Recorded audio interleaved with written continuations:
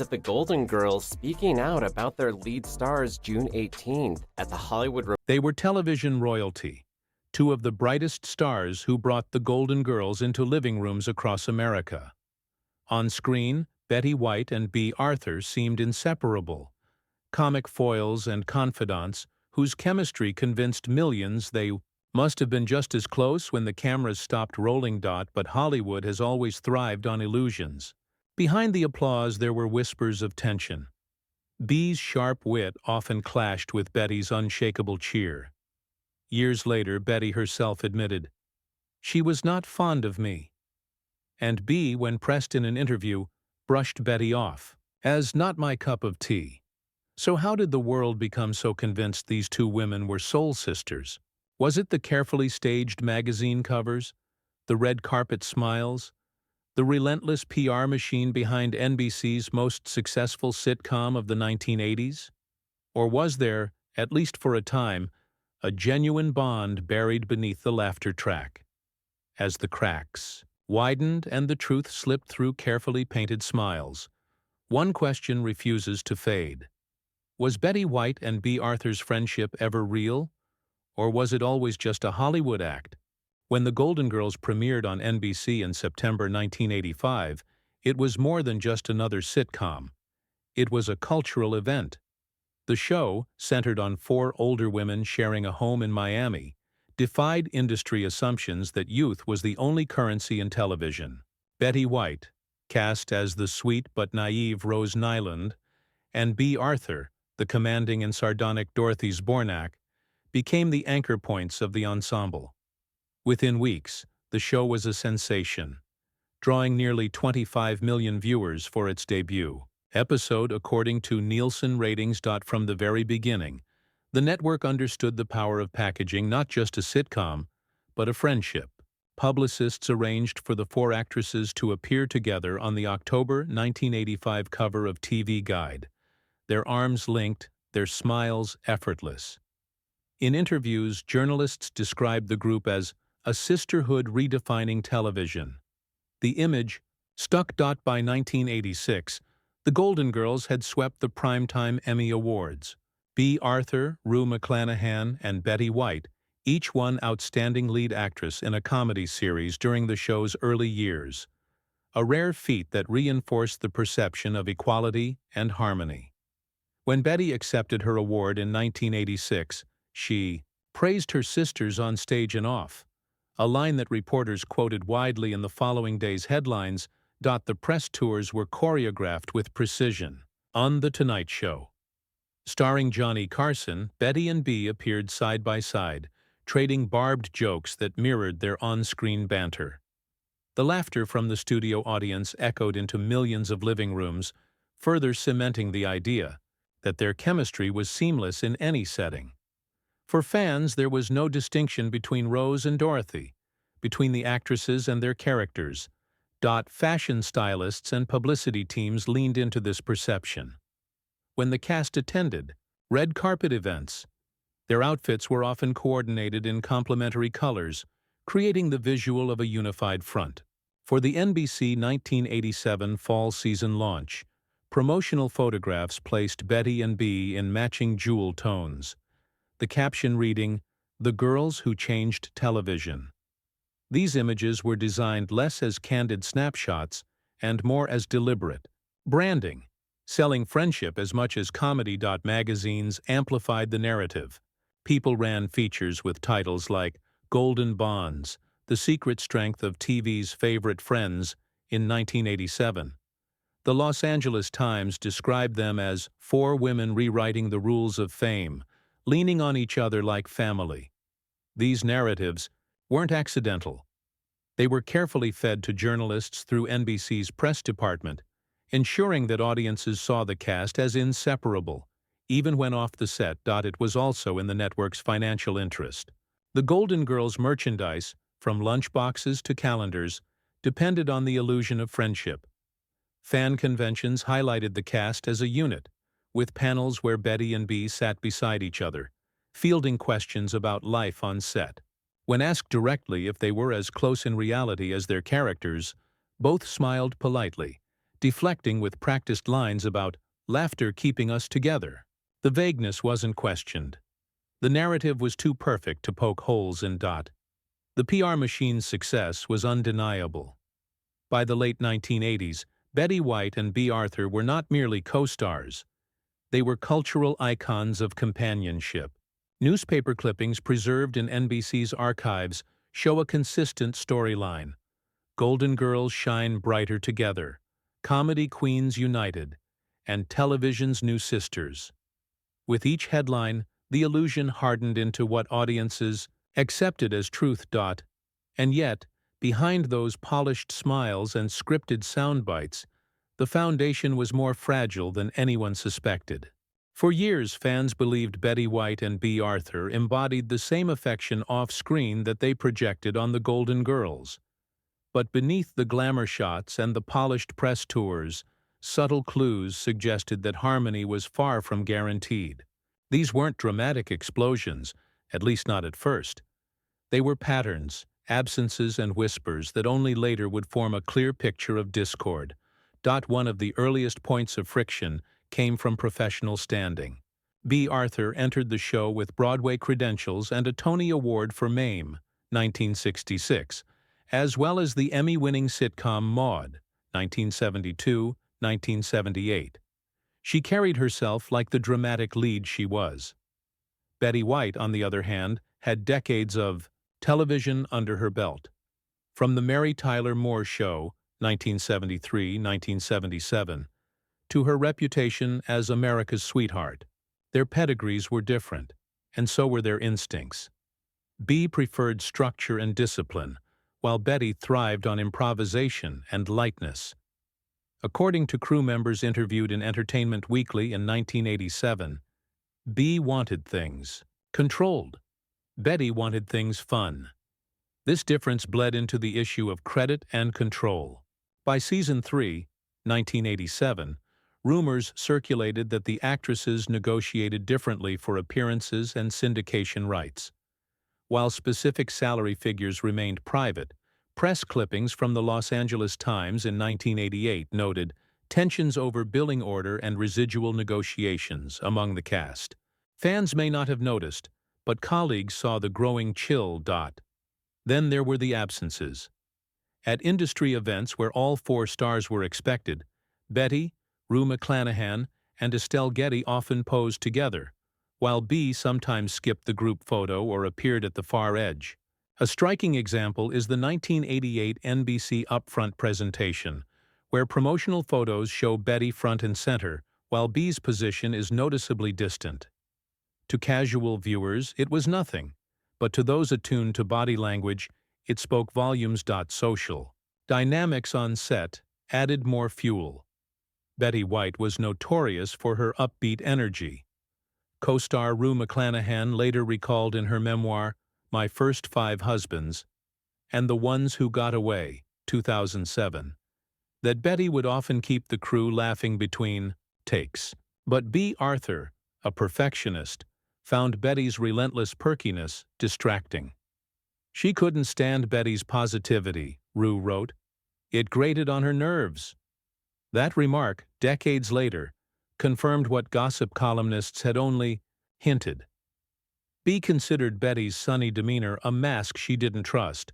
The signs extended beyond the studio. During the Golden Girls press tours in Europe in 1989, Betty participated in multiple interviews with international outlets. Bea limited her appearances and, when present, often gave curt answers. The British press noted it. The Guardian's 1989 television column observed, Arthur cuts a distant figure, while White beams with practiced warmth. The contrast was undeniable. Even in small details, the fracture showed. In fan newsletters, archived by the Golden Girls fan club, observers noticed that Betty frequently spoke about her friendships with Rue and Estelle, but rarely mentioned Bea by name. Likewise, Bea avoided questions about Betty in interviews, pivoting instead to the craft of comedy. By the early 1990s, the patterns had hardened into something more than rumor.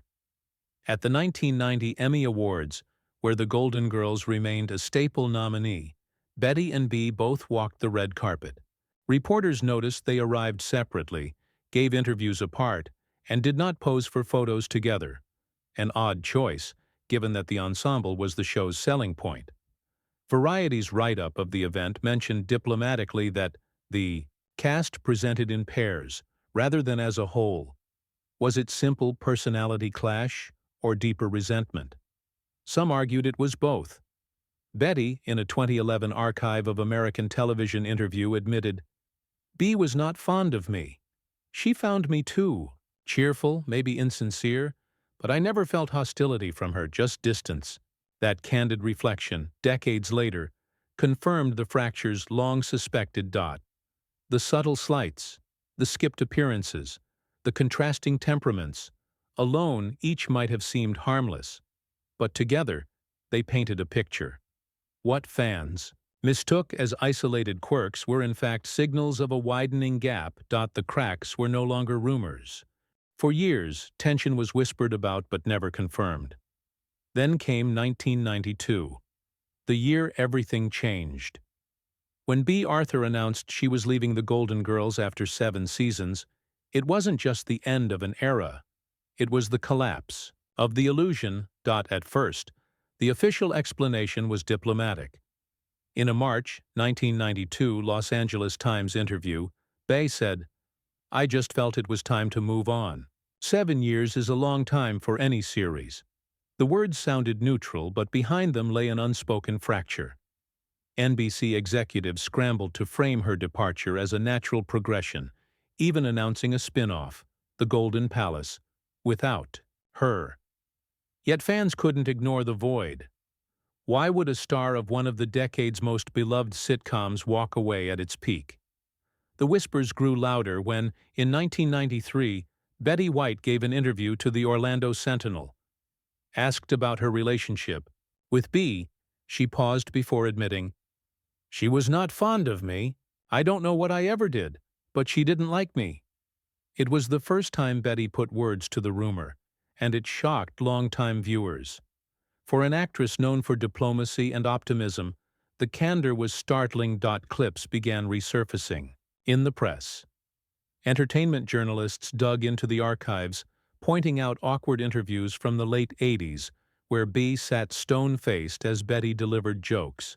In 1991, during an appearance on the Arsenio Hall show, Bea dodged a question about working with Betty, quipping instead, "Let's just say we're very different women." At the time, the remark passed as dry humor. In retrospect, it was a revelation. The cultural press seized on the divide. The Washington Post ran a 1992 feature under the headline, "Golden Girls Fracture, Arthur Exits, White Stays." The article cited creative differences and clashing temperaments as the real reasons behind Bea's departure. TV columnist Tom Shales noted, "It was a marriage of opposites that could no longer be sustained." Meanwhile, fans began to take sides. Early online forums like Usenet groups devoted to classic television saw heated debates. Team Betty supporters praised her warmth and professionalism, while Team Bea defenders argued she was misunderstood, her seriousness mistaken for hostility. By the late 2000s, the rivalry had become meme-worthy, with Tumblr blogs circulating split-screen gifs of Betty smiling while Bea glared. The most dramatic confirmation came years later. In 2011, during an in-depth oral history for the Archive of American Television, Betty spoke plainly. "Bea was not that fond of me. Sometimes if I was cheerful, she thought I was being fake, but that's just who I am." That statement, picked up by outlets from the Huffington Post to The Guardian, went viral. It crystallized what had long been speculation. The Golden Sisterhood had never been real. What had once been brushed off as rumors was now headline material.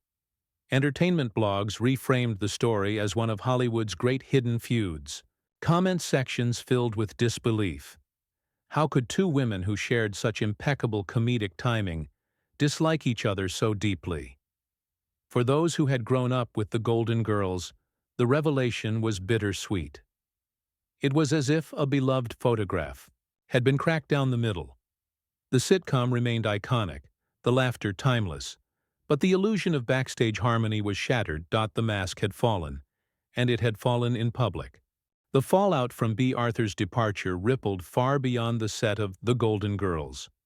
For the network, the loss of its commanding lead was a logistical and financial headache. For fans, it was a heartbreak that fractured the perfect illusion of four inseparable women. And for the actresses themselves, it redefined their careers in ways neither had anticipated. NBC and CBS, eager to keep the momentum alive, launched The Golden Palace in 1992, a spin-off with Betty White, Rue McClanahan, and Estelle Getty reprising their roles. Without Bea Arthur, however, the chemistry was noticeably altered. The premiere drew respectable ratings. Over 15 million viewers tuned in. But by the end of its first season, the audience had dwindled. CBS pulled the plug in 1993. The New York Times review of the pilot bluntly stated, "The absence of Bea Arthur is not just felt, it defines the show's shortcomings. Her absence had become a character of its own, a silent reminder of what once was. For Betty White, the years that followed solidified her as a cultural treasure. She reinvented herself on the Mary Tyler Moore Show reruns, then enjoyed fresh acclaim with Hot in Cleveland, 2010-2015. Betty's warmth, accessibility, and late-life resurgence on social media turned her into a multi-generational icon. Her narrative was one of resilience. She had survived the fallout with grace, never speaking ill of Bea beyond a few candid admissions. Bea Arthur, by contrast, retreated from sitcom stardom. She returned to her roots in theater, including a one-woman Broadway show, Bea Arthur on Broadway, Just Between Friends, 2002, which earned her a Tony nomination. Critics praised her sharpness and depth, but the shadow of her departure from the Golden Girls lingered. To some fans, she remained the serious, distant figure who had broken the spell of the Golden Sisterhood. Media think pieces emerged throughout the 1990s and 2000s, asking why audiences were so invested in the illusion of celebrity friendships. A 1999 Entertainment Weekly article reflected, "The tragedy of the Golden Girls ending isn't just the show's demise, it's the revelation that friendship itself had been a sales pitch." These essays reframed the feud not as gossip, but as a cultural lesson about how Hollywood commodifies intimacy. Among fans, reactions were divided. At conventions and fan clubs, Betty was often embraced as the accessible favorite, while Bea's aloofness was reinterpreted as part of her artistry. Online discussions in the 2000s revealed sympathy for Bea. Some argued she simply had a no-nonsense personality that clashed with Betty's effervescence, rather than outright hostility. Yet the myth had already hardened. Betty, the beloved optimist, Bea, the difficult perfectionist. The legacy of the Golden Girls itself also shifted. In syndication, the series thrived, its scripts and comedic timing remaining timeless. But viewers now watched with a new awareness. Moments of on-screen friction between Dorothy and Rose, once dismissed as scripted comedy, began to feel like reflections of something real. Was that joke an act, or a glimpse of truth? Became a common question among fans dissecting episodes on internet forums. The consequences extended beyond television history. The rift between Betty and Bea became a template for later celebrity feuds. Sarah Jessica Parker and Kim Cattrall in Sex and the City, or even Vin Diesel and Dwayne "The Rock" Johnson in the Fast and Furious franchise. The lesson was clear. Hollywood thrives on selling the myth of family, even when fault lines run deep. By the time Bea Arthur passed away in 2009, followed by Betty White in 2021, retrospectives softened the edges of their rift. Obituaries honored their contributions, yet headlines could not resist revisiting the old feud. The Guardian wrote in 2009, "Arthur's brilliance came with distance, even from her co-stars." In 2021, when Betty died just weeks before her 100th birthday, Countless tributes mentioned the complicated bond with Bea as part of her long story. In the end, the consequences were both professional and personal. The illusion was broken. The spin-off faltered, but the legacy endured. And perhaps the most lasting reaction was a cultural one. Audiences learned that the friendships they adored on screen might have been scripted twice, once for the show and once for the publicity machine. The high absence had become a character. Looking back, the rift between Betty White and Bea Arthur wasn't just a footnote in television history. It became a cultural lesson in how Hollywood packages intimacy, sells it to audiences, and leaves fans to reconcile the gap between performance and reality. On-screen, Betty's Rose and Bea's Dorothy were comic opposites who balanced each other perfectly. Rose's sunny cluelessness played against Dorothy's deadpan sarcasm, creating one of sitcom history's most beloved dynamics. Viewers projected that balance onto the actresses themselves, assuming that if they made such good partners in fiction, they must have been close in life. But the truth, that behind the curtain they were often distant, highlighted a recurring theme in entertainment: friendship as performance. Hollywood has long marketed co-stars as confidants. From the golden age of cinema to modern franchises, publicity campaigns rely on the promise of authentic bonds. Think of the coordinated talk show appearances, the carefully staged photo shoots, the scripted stories about how actors clicked instantly. The Betty and Bea narrative was one of the earliest television examples of this packaging on a massive scale. The studio turned professional colleagues into TV sisters because it made the show easier to sell. As the feud became public knowledge, audiences began to develop sharper media literacy. Fans who once accepted every smiling red carpet moment at face value started asking harder questions. Were those smiles genuine or part of a marketing plan?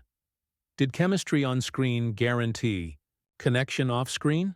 By the 2000s, when similar stories emerged, such as Sarah Jessica Parker and Kim Cattrall's split during Sex and the City's revival, critics often compared them back to Betty and Bea, framing the Golden Girls rift as a cultural prototype.